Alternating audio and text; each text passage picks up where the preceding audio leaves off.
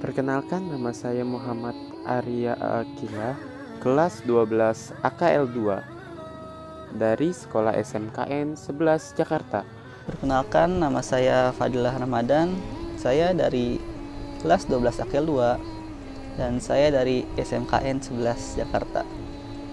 Nama saya Dini Mutiara, kelas 12 AKL 2 dan sekolah SMKN 11 Jakarta. Perkenalkan, nama saya Pinky Mawarsari dari kelas 12 AKL 2. Saya dari SMKN 11 Jakarta. Nama saya Yulistari, kelas 12 AKL 2 dari SMKN 11 Jakarta. Di sini saya akan menuntun jalannya debat perbedaan pendapat dua imam besar, yaitu Imam Malik dan Imam Syafi'i, tentang Allah sudah menentukan rezeki seseorang. Setiap muslim pasti meyakini rezeki berasal dari Allah Subhanahu wa Ta'ala. Namun, jalan memperoleh rezeki ada kalanya menjadi perdebatan di kalangan alim ulama. Sebagai contoh, perselisihan pendapat antara guru dan murid, yaitu Imam Malik dan Imam Syafi'i. Di sini saya akan menjelaskan pendapat menurut Imam Malik. Imam Malik bin Anas merupakan guru dari Imam Syafi'i.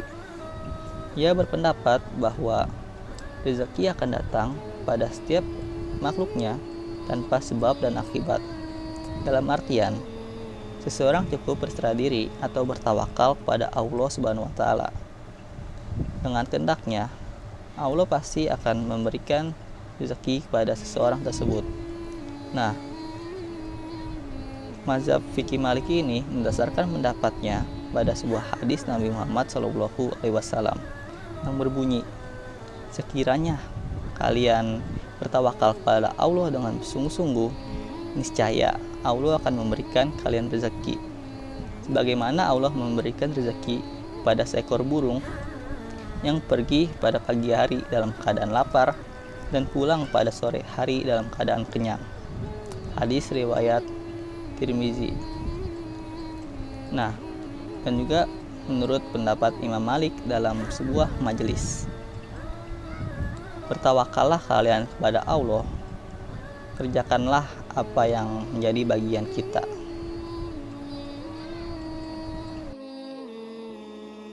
Saya berbeda pendapat dengan Imam Malik, karena Imam Syafi'i memiliki pandangan yang berbeda. Murid Imam Malik itu menilai ikhtiar atau upaya jangan sampai dinafikan. Saat sang guru menjelaskan perihal hadis tersebut, ia menyimpulkan, wahai Syekh, seandainya seekor burung tidak keluar dari sangkarnya, bagaimana mungkin ia memperoleh rezeki dari Allah?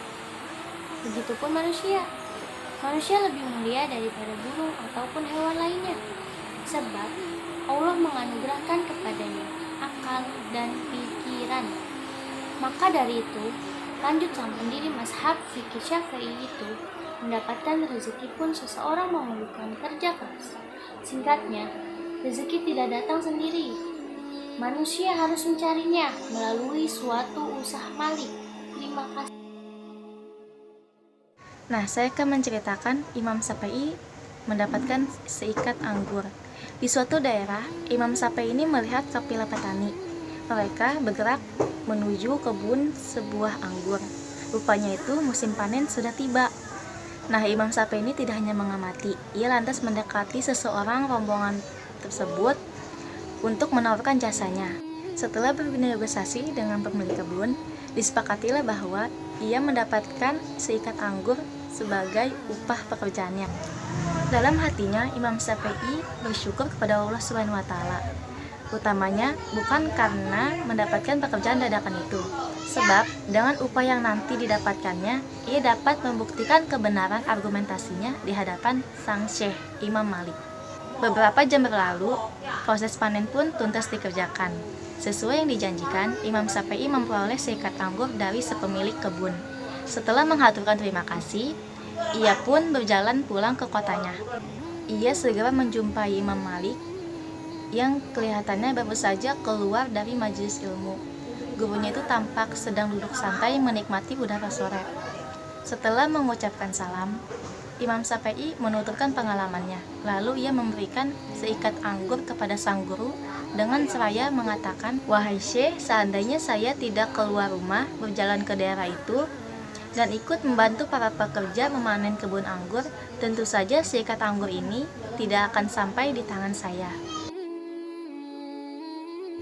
Saya berbeda pendapat dengan Imam Syafi'i, karena dalam cerita Imam Malik, beliau pernah berkata, "Seharian ini saya hanya di dalam madrasah saja, tidak kemana-mana. Setelah mengajar, pikir-pikir alangkah nikmatnya jika di hari yang terik ini saya bisa memakan anggur. Tiba-tiba engkau datang kemari memberikan ke aku seikat anggur. Bukankah itu rezeki yang datang tanpa sebab? Aku cukup berusaha dan bertawakal kepada Allah. Selebihnya kuserahkan kepada Allah biar Allah yang menentukan jalan untukku." Sambung Imam Malik. Mendengar itu, seketika Imam Syafi'i tertawa. Begitu pula dengan gurunya. Demikianlah akhlak kalangan alim ulama dalam menyikapi perbedaan. Masing-masing mengutamakan akan adab, jauh dari sifat saling menyalahkan. Tidak ada tendensi untuk membenarkan diri sendiri, termasuk dalam soal menyikapi rezeki. Jika ada yang ingin mengkritik dan mengomentari, silakan komentar ya. Sekian dari kami, kurang lebihnya mohon maaf. Wassalamualaikum warahmatullahi wabarakatuh.